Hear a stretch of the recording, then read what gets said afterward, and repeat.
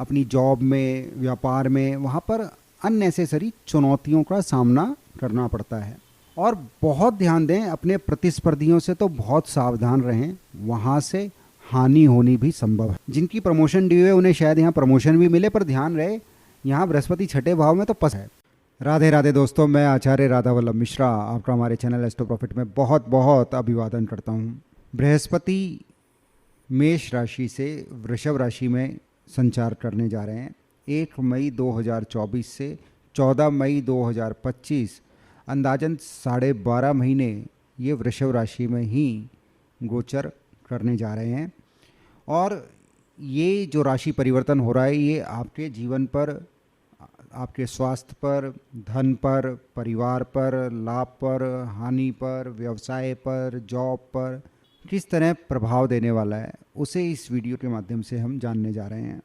9 अक्टूबर 2024 को बृहस्पति वक्र होने वाले हैं, जो 4 फरवरी 2025 को दोबारा से मार्गी अवस्था में वापस लौटेंगे। अब जानते हैं इन सब का किस तरह से आप पर प्रभाव पड़ने वाला है, और आज का ये वीडियो आरंभ करते हैं।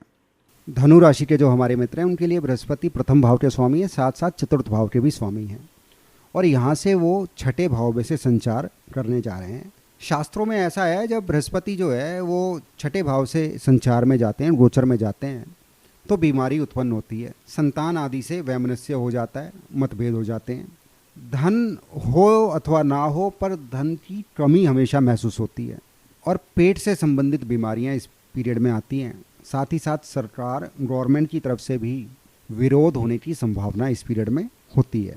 अब आपकी जन्मपत्री में धनु राशि के लिए किस तरह से परिणाम देने वाले हैं उसे समझ लेते हैं।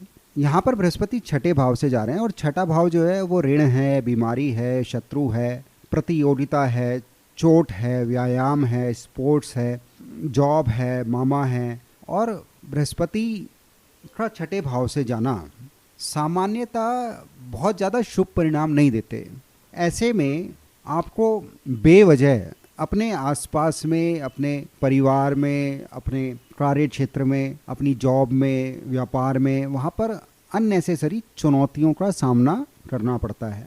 और बहुत ध्यान दें, अपने प्रतिस्पर्धियों से तो बहुत सावधान रहें, वहाँ से हानि होनी भी संभव है। ऋण लेने और देने की स्थिति बन जाए ऐसी संभावना है। ज़्यादातर स्थिति में ऋण लेना ही पड़ता है। आप अपने व्यवसाय के विस्तार हेतु यदि ऋण लेना चाह रहे हैं तो फिर भी सही है, पर यदि नए उद्यम के लिए ऋण लेना चाह रहे हैं तो अपनी जन्मपत्री अवश्य किसी ज्योतिषाचार्य को आप दिखा लें, जिससे वो ये देख पाएँ आपकी इंडिविजुअल जन्मपत्री में परेशानी तो नहीं है, उसमें तो ऐसी दशा नहीं चल रही जिसमें लॉस हो जाए। यहाँ पर जो आपके दुश्मन हैं, प्रतिस्पर्धी हैं, उन्हें अनदेखा नहीं करना चाहिए। वो किस तरह से अपनी योजना बना रहे हैं, किस तरह से अपनी योजना पर कार्य कर रहे हैं, वो बहुत ध्यान देना जरूरी है, अन्यथा अननेसेसरी समस्या पैदा होना संभव है वो आप पर हावी हो जाए इस पीरियड में। पर यदि आपने सही समय रहते ध्यान दिया तो अंत में विजय आपकी होनी संभव है। इस समय में किसी भी तरह की प्रतियोगिता में यदि आप पार्टिसिपेट करना चाहते हैं तो वहाँ पर जीत होनी संभव है। हाँ, कानूनी वाद विवाद से बचें। यदि पहले से चल रहा है तो कोशिश करें वो बातचीत द्वारा हल हो जाए तो बढ़िया है, अन्यथा बहुत ज़्यादा किसी भी नई उलझन में ना उलझें। यहाँ ये बात भी विशेष है, बृहस्पति आपके प्रथम भाव के स्वामी हैं, चतुर्थ भाव के स्वामी हैं, और 9वें स्थान से 10वें स्थान में जा रहे हैं। तो शुरुआत में जॉब में समस्या आए वो संभव है, परंतु बृहस्पति दशम भाव पे दृष्टि दे रहे हैं तो उसका कोई ना कोई समाधान मिलना भी संभव है। आप में से जो जॉब की तलाश में उन्हें जॉब मिलनी संभव है।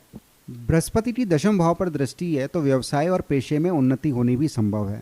संस्था के जो भी प्रमुख हैं, जो वरिष्ठ हैं, आपसे जो सीनियर्स हैं, उनसे सपोर्ट मिलने वाली है। जिनकी प्रमोशन ड्यू है उन्हें शायद यहाँ प्रमोशन भी मिले, पर ध्यान रहे यहाँ बृहस्पति छठे भाव में तो पसीना तो बहाना पड़ता है, मेहनत तो बहुत जरूरी है ना। मेहनत यदि हो तो शुभ परिणाम भी मिलने संभव है। बृहस्पति की द्वादश भाव पे जो दृष्टि है उस वजह से व्यय बड़ा चढ़ा रहने वाला है। शुभ कार्यों में व्यय होना संभव है, जैसे परिवार में विवाह हो, कोई अनुष्ठान हो, पूजा पाठ हो, धार्मिक यात्राएं हो, तो इन सब चीज़ों में पैसा व्यय हो, ऐसी संभावना है, जो बहुत अच्छा है। बृहस्पति की दूसरे भाव पर भी दृष्टि है, जो कुटुंब का भाव है, वाणी स्थान है, यहाँ पर धन स्थान है। तो यहाँ पर बृहस्पति वाणी से लाभ देते हैं, परिवार से लाभ प्राप्त होता है। तो आपके जो परिवार के सदस्य हैं, जो प्रियजन हैं, उनके साथ अच्छा समय बिताएं तो वहाँ से भी लाभ प्राप्त होने की संभावना है। उनसे समय समय पे मिलें, बातचीत करें, ये बहुत ज़रूरी है। स्वास्थ्य की दृष्टि से मन अशांत रहने की संभावनाएं, यदि पूर्व में परिवार में किसी को भी फैमिली हिस्ट्री में डायबिटीज़ है तो बहुत सचेत हो जाएं, अपना ध्यान दें, अपने शुगर लेवल को बहुत नियंत्रण में रखें। कमर में दर्द होना, डायबिटीज़ होना, पेट संबंधी समस्याएं होना, इंडाइजेशन होना, ये मोटापा होना, ये सब चीज़ें इस पीरियड में संभव हैं, तो बहुत सचेत रहें। यदि वित्तीय समस्या है या स्वास्थ्य समस्या है तो उपाय जो है बहुत अच्छा और बहुत सरल है। आप हर बृहस्पतिवार मंदिर में चने की दाल जो है वो दान में देते रहें, अथवा हल्दी भी दान में दें, तो उससे भी लाभ प्राप्त होता है। इसमें सबसे विशेष उपाय ये है, इस पूरे 12.5 महीने जो बृहस्पति का गोचर जो रहने वाला है, तो इसमें आप किसी का भी झूठा ना लें। अपनी सेपरेट थाली में ही भोजन लेना चाहिए, किसी के भी साथ एक ही थाली में भोजन करने से बचना चाहिए। इससे बृहस्पति के अशुभ परिणामों में बहुत न्यूनता होगी और उसके शुभ परिणामों में वृद्धि होती है।